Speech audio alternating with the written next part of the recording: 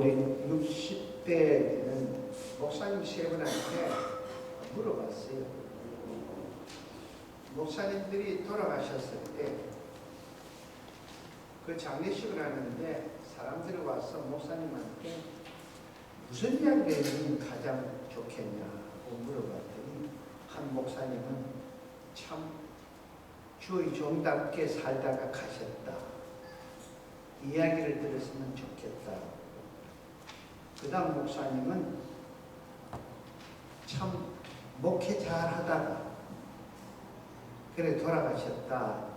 그 이야기를 들었으면 좋겠다. 그 다음 남은 목사님한테 목사님은 무슨 이야기를 들었으면 좋겠습니까? 그러니까 이렇게 쳐다보더니 나는 목사님 손발이 움직인다. 이 이야기를 듣는 게 진짜 많다. 그럼 다시 살아난다. 여러분은 어떻게 생각합니까? 여러분이 딱 죽었을 때 무슨 이야기를 듣고 싶어요? 저도 그 이야기를 듣고 나면 생각이 없습니다.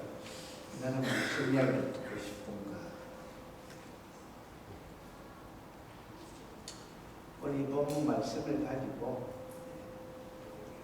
자랑할 것이 무엇이냐라는 제목으로 은혜를 나누고 있습니다. 어쩌면 오늘 말씀 조금 길어질지 모릅니다. 길어지면은 다음 주 설교 시간을 좀 땡겨 쓰는 거니까. 여러분 걱정. 다음 주는 제가 분명히 오늘 길어지면 다음 주는 짧게 할 겁니다. 염려하지 마시고 우리 김재현 권사님 같은 분은 길어지면 일을 가십시오. 절대 누가 뭐라 하지 않습니다. 이 자랑할 것이 무엇이냐라는 제목으로 은혜를 나누겠습니다. 오늘 본문에서 중요한 질문을 이렇게 하고 있습니다. 그런즉 자랑할 것이 무엇이냐라는 질문에 대해서 있을 수가 없다라고 이렇게 간단하게 대답을 하고 있습니다. 이 질문과 대답이 오늘의 핵심 말씀 중심입니다. 로마서를 잘 읽어보면 인간은 하나님 앞에 자랑할 것이 없다는 것을 깨닫게 해주죠. 만일 오늘 우리가 이 본문 말씀을 바로 깨달을 수만 있다면 로마서 전체 내용 중에서 절반을 이해하는 것입니다. 절반은 습득하는 것입니다. 하나님 앞에 자기의 자랑거리를 들고 나가려는 사람은 아주 교만한 사람이죠. 교만한 중에서도 최고의 교만한 자입니다. 주님을 믿는 데 있어서 가장 큰 걸림돌이 된다면 그것은 바로 교만입니다. 교만. 이 교만이 우리의 믿음이 자라지 못하게 하고 이 교만이 내 신앙생활에 시험이 들게 하고 이 교만이 나를 병들게 하는 걸림돌이라는 것을 우리는 지금까지 신앙생활하면서 경험적으로도 알 수가 있습니다. 눈이 밝아져서 하나님과 같이 되고 싶어 했던 하와의 교만은 인간 타락의 시작이었죠. 그리고 가장 높은 구름 위에 지극히 높은 자와 피길이라고 했던 이 사단, 천사단의 교만은 사단 출현의 시작이었습니다. 그만큼 교만은 하나님 앞에서 용납될 수 없는 죄 중에 죄라는 것을 꼭 여러분은 명심하시기를 바랍니다. 이 스펄전 목사님이 교만에 대해서 재미있는 말을 했습니다. 하나님께서 다른 죄는 손가락으로 심판을 하는데 이 교만의 죄만큼은 팔을 걷어붙이고 심판을 한다고 했습니다. 그리고 탐심에 대해서는 무서운 심판을 내리지만 이 교만에 대해서는 탐심에 내린 심판을 10배를 대해서 심판을 한다라고 이렇게 말씀을 하셨습니다. 하나님께서 얼마나 교만을 싫어하는지에 대해서 정말 실감나게 표현을 해주신 것입니다. 여러분 한번 상상을 해보세요. 머리끝에서 발끝까지 몸 전체 죄를 뒤집어쓴 인간이 거룩하신 하나님 앞에 무엇인가 내세우고 무엇인가를 자랑한다면 여러분 그 모습이 얼마나 추하고 그 모습이 얼마나 세상말로 꼴불견이겠습니까? 죄인은 죄인답게 내가 죄인이라고 고백하고 내 스스로가 죄인이라고 인정할 때 그때부터 용서라는 것이 적용이 됩니다. 그때부터 용서라는 것이 필요하다는 것입니다. 그래서 하나님께서 교만한 자를 싫어하는 것은 너무너무 당연한 것입니다. 오늘 본문에서 세 가지 중요한 질문을 찾아볼 수가 있죠. 그 첫째가 27절에 자랑할 때가 어디냐, 그리고 29절에 유대인의 하나님 뿐이냐, 그리고 31절에 율법을 파괴하느냐. 이 세 가지 질문은 각각 연관성이 없는 것 같지만 실질적으로 전체를 끌고 가는 주제와 같기 때문에 별도의 내용으로 다룰 수가 없다라는 것입니다. 주제는 오늘 본장 24절 말씀으로 그리스도 예수 안에 있는 속량으로 말미암아 하나님 은혜로 값없이 어렵다 하심을 얻은 자 되었느니라. 다시 말씀드리면 우리가 예수 그리스도를 믿음으로 말미암아 하나님의 은혜로 값없이 구원을 받았다라는 말씀입니다. 여기 오늘 본 27절에서 말씀하는 오직 믿음의 법으로 구원을 얻었다면, 여기서 법이라는 것은 방법을 이야기하는 것입니다. 방법이라는 것이 의미가 있습니다. 구원을 얻었다면 구원을 얻는 그 방법이 무엇이냐? 방법이 무엇이냐? 그래서 믿음으로 구원 얻은 자에게 자랑할 것이 무엇이 있습니까? 하나님 앞에 어렵담을 입었는데 무엇을 가지고 어렵담을 입었고 그 어렵담을 입은 그 사람이 자랑할 것이 무엇이냐라는 것입니다. 우리가 믿음의 방법을 통해서 여러분 그 믿음이 어디서 왔습니까? 여러분이 잘나서 똑똑해서 배웠어, 여러분 뭔가 알아서 믿었습니까? 아닙니다. 그 믿음 자체를 제가 가장 중요하게 여러분에게 말씀드립니다. 이 믿음 자체를 내가 가진 것이 아니라 하나님이 성령님 우리에게 주셨다는 것이에요. 그 주심을 가지고 내가 받아서 믿는 것이지 내가 자격이 있어서 무엇이 돼서 믿는 것이 아니라는 것을 여러분 꼭 기억하시기를 바랍니다. 그래서 인간은 하나님 앞에 자랑할 것이 하나도 없을 뿐만 아니라 하나님이 인간이 하나님 앞에 자랑할 수 있는 그 어떤 구석도 우리에게 남겨두지 않았다라는 것입니다. 하나님은 인간이 어떤 자랑도 할 수 없게 세 가지를 제외시켰습니다. 그 세 가지가 무엇인지 이것을 가지고 오늘 은혜를 나누겠습니다. 첫째는 하나님이 인간이 자랑할 수 있는 모든 선행을 제외시켰다. 선행. 이 말은 자랑할 때가 어디 있느냐? 있을 수가 없느니라는 오늘 27절 말씀 안에 담겨진 의미입니다. 율법을 지켰다고 하나님 앞에 자랑할 수 없습니다. 100가지 율법이 있는데 너무너무 잘 지켜서 99가지라도 지켰습니다. 그런데 그 100가지 중에 한 가지라도 지키지 못했다면 그 한 가지 때문에 뭔가 우리는 심판을 받아야 된다라는 것입니다. 그리고 내가 설상 100가지 율법을 다 지켜야 돼도 마음으로 생각으로 죄를 범하고 엄란한 마음을 품었다면, 욕심을 품었다면 그건 역시도 죄가 된다. 율법을 범했다라고 성경에 말씀을 하고 있습니다. 그래서 하나님께서 명령하시기를 마음을 다하고 뜻을 다하고 힘을 다하고 목숨을 다하기까지 하나님을 사랑하라고 했는데, 여러분 세상에 그렇게 할 수 있는 자가 누가 있겠습니까? 이 땅에서는 그렇게 할 수 있는 사람은 아무도 없습니다. 그 누구도 완전하게 율법을 지킬 수가 없다라는 것입니다.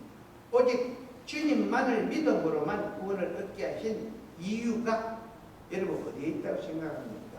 에베소서 2장 8절 9절 말씀에 너희가 그 은혜를 인하여 믿음으로 말미암아 구원을 얻었나니 이것이 너희에게서 난 것이 아니요 하나님의 선물이라. 하나님 아까 말씀드렸습니다. 믿음에 대해서 우리가 잘나서 알아서 똑똑한 거냐? 이것이 하나님의 선물이라. 행위에서 난 것이 아니니 이는 누구든지 자랑하지 못하게 함이니라. 인간에게는요 너나 할 것 없습니다. 선한 구석이 하나도 없다는 사실을 하나님은 너무도 잘 아시기 때문에 별 볼 일 없는 것 가지고 인간이 하나님 앞에서 자랑하지 못하게 하기 위해서 믿음까지 우리에게 선물로 주셨어. 그 주신 선물로 가지고 구원받게 하셨다라는 것입니다. 이 세상에서요 자기 자랑을 가장 많이 하는 민족이 유대인입니다. 유대인처럼 자기 자랑을 많이 들고 나오는 사람이 드뭅니다. 사도 바울을 예를 들더라도 주님을 믿기 전에는 얼마나 교만했습니까? 그 말씀이 빌립보서 3장 5절 6절에 내가 8일 만에 할례를 받았고 이스라엘 족속이요 베냐민의 지파요 히브리인 중의 히브리인 율법으로는 바리새인이요 율법으로는 교회를 핍하고 율법의 어로는 흠이 없는 자라고 이렇게 자기 자랑을 앞세웠던 사람입니다. 이렇게 교만하게 자기를 자랑하고 즐겼던 사람이 바로 사울이었습니다. 다메섹 도산 이전에 사울이었습니다. 자랑을 좋아하는 것은 유대인의 근성이고 그리고 그들은 그 자랑거리를 가지고 구원을 받을 것이라고 이렇게 생각을 했던 사람들입니다. 그래서 언제나 자기 자랑을 앞세우고 내가 이만큼 자랑거리가 많은 사람이고 나는 이만큼 온전한 사람이라고 자기를 앞세웠던 사람들이었습니다. 그래서 그렇다면 유대인들만 자기 자랑을 하는 교만이 있습니까? 여러분 그렇지 않죠. 우리 인간은 다 똑같은 근성을 가지고 있죠. 그래서 모든 사람이 죄를 범하였음에 하나님의 영광에 이르지 못한다. 그러니까 너나 것 없이 다 죄의 근성을 가지고 있다라는 것입니다. 그래서 구원받는 데 있어서 자기가 한몫하기를 원하는 믿음의 바람은 어떤 사람에게나 다 있다라는 것입니다. 그렇기 때문에 사람들은 자기가 베푼 선행에 대해서는 자기가 뭐가 좀 잘한 것에 대해서는 평생 잊지 않고 내가 뭘 했는데 그리고 내가 남에게 잘못한 것에 대해서는 자꾸 잊어버리려고 합니다. 이 사람들이요. 내가 빌린 돈은 잘 잊어버리는데 내가 1불이라도 남에게 빌려주고 평생 가다 않습니다. 평생 가다. 저거 왜 내 돈 안 갚나. 그래서 자기가 이익되는 것에 대해서는요. 이런 평생 잊더라. 그것이 우리 죄인된 인간의 속성이다라는 것입니다. 그래서 여러분 자기가 실수하고 잘못을 다 잊어버려도 자신의 선행만큼은 기억하는 것을 보면 이것은 자랑하고 싶어하는 인간의 그 본성, 그런 것이 가장 강하다는 것입니다. 하나님이 인간을 맨 마지막에 창조했죠. 모든 것을 창조한 후에 6일 만에 인간을 창조했죠. 그 이유가 어디 있어요? 그 한번 생각해 보세요. 장로님. 만약에 하나님께서 모든 만물을 창조하기 전에 인간을 먼저 창조하고 다른 만물을 창조했다면 인간은 뭐라고 했어요? 내가 하나님 창조할 때 내가 한몫했다.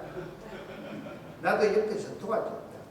그러니까 하나님이 인간의 속성을 알기 때문에 다 창조한 후에 그 소리 못하게 딱 마지막에 하나님이 인간을 창조하셨다라는 것입니다. 그런데 아직도 자신이 하나님 앞에 죄인이라고 인정한다면 하지 않는다. 그 사람은 여전히 자랑할 것이 있다고 생각하는 사람입니다. 그러니 자신을 한번 되돌아보십시오. 나는 잘못한 것이 없이 떳떳하다. 나는 선하고 착하고 그래도 남들보다는 낫다. 정직하다. 온유하다. 라고 아직도 이렇게 생각하신다면 여러분 다시 한번 생각해 보십시오. 사람의 마음을 꿰뚫어 보시고 우리 인간의 중심을 보시는 그 하나님 앞에서 만약에 그런 생각을 했다면 우리가 그분 앞에서 여러분 어떻게 보이겠습니까? 어떻게? 우리가 특히 조심해야 할 것이 있는데 그것은 우리 믿음까지도 자랑거리가 될 수 없다는 것. 자랑거리를 삼아서는 안 된다는 것입니다. 만약에 우리가 우리 자신의 믿음 때문에 구원받았다면 우리는 하나님 앞에서 내 믿음 여기 있습니다 라고 그 믿음을 자랑거리로 내놓을 것입니다. 믿음은 구원의 수단이지 결코 방법이지 않다는 것입니다. 수단임의 방법이 결코 구원의 근거가 내가 믿는 그 믿음이 구원의 근거가 될 수가 없다는 굉장히 여러분 중요한 말씀입니다. 내가 잘나고 똑똑해서 믿음 좋다고 생각하는 사람은 이미 벌써 영적으로 병든 사람입니다. 믿음은 전적으로 하나님이 주신 선물이라고 제자제사 지금 강조를 하고 있습니다. 또 하나 우리가 조심해야 할 것은 경건한 생활에 대해서 자랑하기 쉬운데 나는 매일매일 기도 생활을 하면서 나는 항상 말씀을 묵상한다라는 이런 것을 자랑거리로 삼는 것은 그 사람은 신실하고 진실한 신앙이라고 할 수가 없습니다. 내가 아무리 기도 생활을 많이 하고 그리고 성경을 많이 읽어도 나는 주님 앞에 죄인입니다.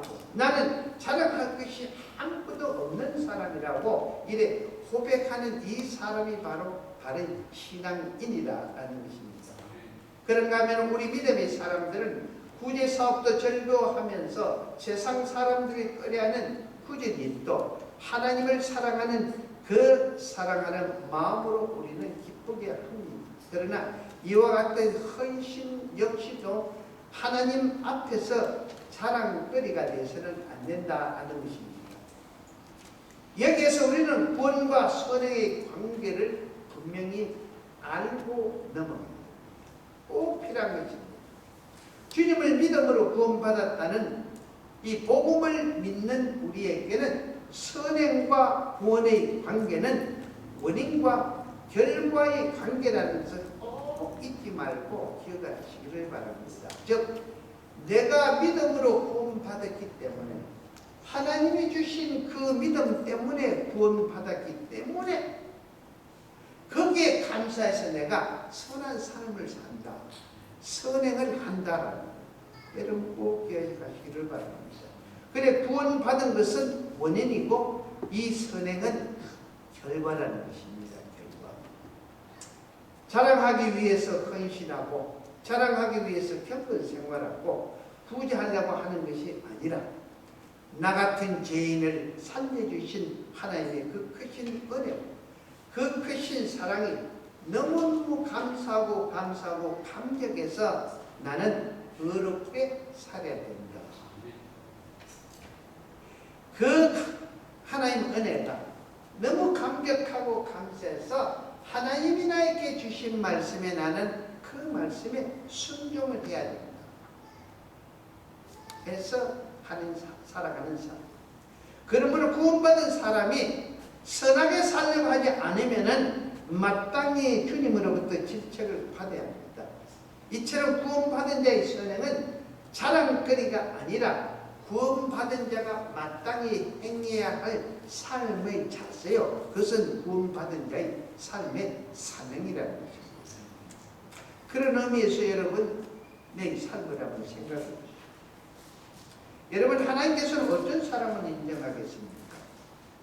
자기가 죄인인 줄 아는 사람 그리고 아무리 믿음이 좋아하던 하나님 앞에서 그 믿음을 자랑하지 않는 사람 아무리 경건 생활에 힘써도 그 경건 생활을 내세우지 않는 사람 자기 몸을 불사르게 내어 죽지라도 헌신해도 자랑하지 않는 사람 그리고 오직 믿음으로 주님만을 붙드는 사람을 주님은 그 사람을 기뻐하고 그 사람을 통해서 그 사람을 들어서 당신의 뜻을 이루어나가신다라는 것입니다. 그래서 여러분 우리 하나님께서는 우리 인간의 선행을 자랑할 수 없게 완전히 배제를 시켰습니다. 꼭 기억하시기 바랍니다. 그 다음 두 번째 하나님은 인간이 내세울 수 있는 구원의 길을 배제시켰습니다. 하나님은 주님 외에는 어떤 구원의 길도 인정하시지 않습니다. 오늘 본문 29절과 30절의 말씀에 하나님은 홀로 유대인의 하나님뿐이시냐, 또 이방인의 하나님은 아니시냐, 진실로 이방인의 하나님도 되시느니라 라고 말씀을 합니다. 하나님은 유대인의 하나님만이 아니고 이 세상 모든 사람들의 하나님이십니다. 하나님의 눈에는 유대인이나 이방인이나 구별이 없고 죄인이다 의인이다 선하다 악하다 하는 사람이 구별이 없으며 모든 사람이 오직 주님을 믿음으로 해서 구원받아야 할 사람들이라고 이것만 모르겠다는 것입니다. 우리에게 구원해 주실 분이 오직 하나님 한 분이라는 것이 왜 중요합니까? 그 중요한 이유는 그것은 하나님인 한 분이시기 때문에 구원의 길도 오직 예수 그리스도 주님 하나밖에 없다는 사실을 이야기하기 때문입니다. 그래서 주님 이외에는 다른 구원의 길이 없습니다. 디모데전서 2장 5절 말씀이 하나님은 한 분이시요 또 하나님과 사람 사이에 중보자도 한 분이시니 곧 사람이신 그리스도 예수라. 하나님이 한 분이시기 때문에 인간이 하나님 앞으로 나올 수 있게 중보 역할을 하시는 분도 오직 예수, 주님 한 분밖에 없다라는 것입니다. 예를 들어서 여러분 구원의 길이 여러 갈래가 있다라고 가정을 생각하면 불교 신자는 알게 모르게도 하나님 앞에 나는 이렇게 매일 붙잡혀서 참선을 하면서 살았습니다 하고 그 참선한 것을 자랑거리로 하나님한테 가지고 이렇게 내가 참선하면서 살았으니까 나는 구원받을 자격이 있습니다. 그리고 회교도 신자는 일출과 정오, 하오, 일몰, 심야 시간이면 철저하게 어디서나 무엇을 하든 그것을 딱 내려놓고 메카를 향해서 자리를 깔고 뭐랍니까? 절을 했습니다. 근데 이 사람들은 회교도들은 이것을 가지고 하나님 앞에 나는 구원받을 수 있는 자격이 있지 않습니까? 라고 그렇게 이야기할 것입니다. 그리고 힌두교는 엄격한 계율을 지키면서 이 사람들을 보행하는 데는 이들을 따라갈 사람이 없습니다. 그래서 그들은 내가 이렇게 평생을 보행하면서 살았습니다 라고 그것을 자랑으로 주님 앞에 나와서 이야기를 할 것입니다. 여러분 기독교를 제외한 다른 종교는 하나같이 인간의 공로를 나섭니다. 그 인간의 공로를 인정하면서 그 공로에 따라 구원이 결정된다라고 그렇게 가르칩니다. 모든 종교는. 그러나 하나님은 인간의 자랑을 근원적으로 봉쇄를 하고 있습니다. 그래서 사도행전 4장 12절 다른 이름으로 구원을 얻을 수 없나니 천하 인간의 구원을 얻을 만한 다른 이름을 우리에게 주신 일이 없느니라. 다른 이름을 우리에게 주신 일이 없다고 분명히 말씀을 하고 있습니다. 그래서 주님만이 우리 구원자시요 주님만이 구원의 길을 열어주신 분이다 라는 것입니다. 그 다음 세 번째, 여러분 하나님은 인간이 자랑할 수 있는 모든 의를 제외시켰습니다. 하나님은 예수 그리스도 외에는 어떤 의도 거부를 하십니다. 오늘 31절 말씀은 그런즉 우리가 믿음으로 말미암아 율법을 폐하겠느냐? 그럴 수 없느니라. 도리어 율법을 굳게 세우니라. 우리는 흔히 생각하기를 믿음으로만 구원을 받으니까 율법은 소용이 없다라고 착각합니다. 이건 절대 없습니다.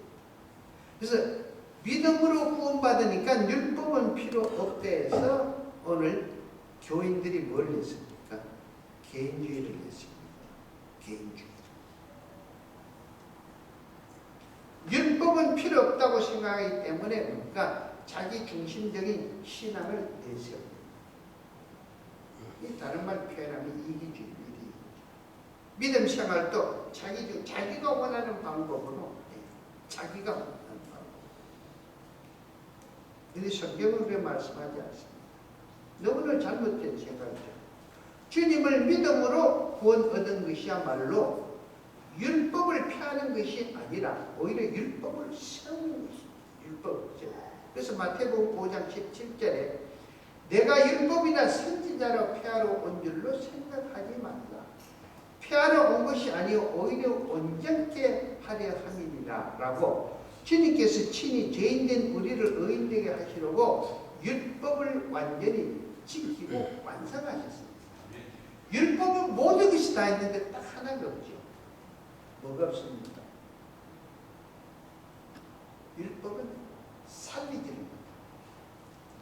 율법을 범하면 다 죽어야 됩니다.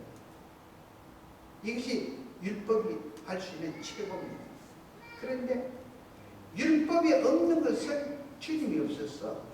율법이 완전하지 못한 것을 주님이 오셔서 십자가 율법의 최고 죽이는 것을 죽고 뭘 하셨어요? 율법이 없는 생명 살아 부활하신 것이죠. 그래서 율법을 완전히 이루신 것이에요. 율법. 여러분 꼭 기억하시기 바랍니다. 그래서 주님 이외에는 살 수 있는 길이 없습니다. 주님 이외에는 세상의 그 무엇도 우리를 살릴 수 있는 것이 없습니다. 그래서 여러분 우리가 지키지 못한 율법을 주님께서 대신 순종하고 우리 대신 십자가를 지시고 율법의 심판을 받으셨어요. 그래서 우리가 믿음으로 주님을 붙들면 주님의 의가 바로 내 의가 되어서 하나님 앞에 섰을 때 심판의 하나님께서 내가 쓰고 있는 그 주님의 의 때문에 내가 구원을 받는다. 다른 것이 아닙니다. 그래서 우리는 언제 어느 때 어떤 상황에서도 무엇을 하든 우리는 주님 제일주의로 살아야 된다는 것입니다. 그러므로 우리는 하나님 앞에서 자랑할 것이라고는 아무것도 없습니다. 굳이 자랑을 할 게 있다면 당연히 또 자랑을 해야 돼요. 주님께서 우리의 죄를 대속하지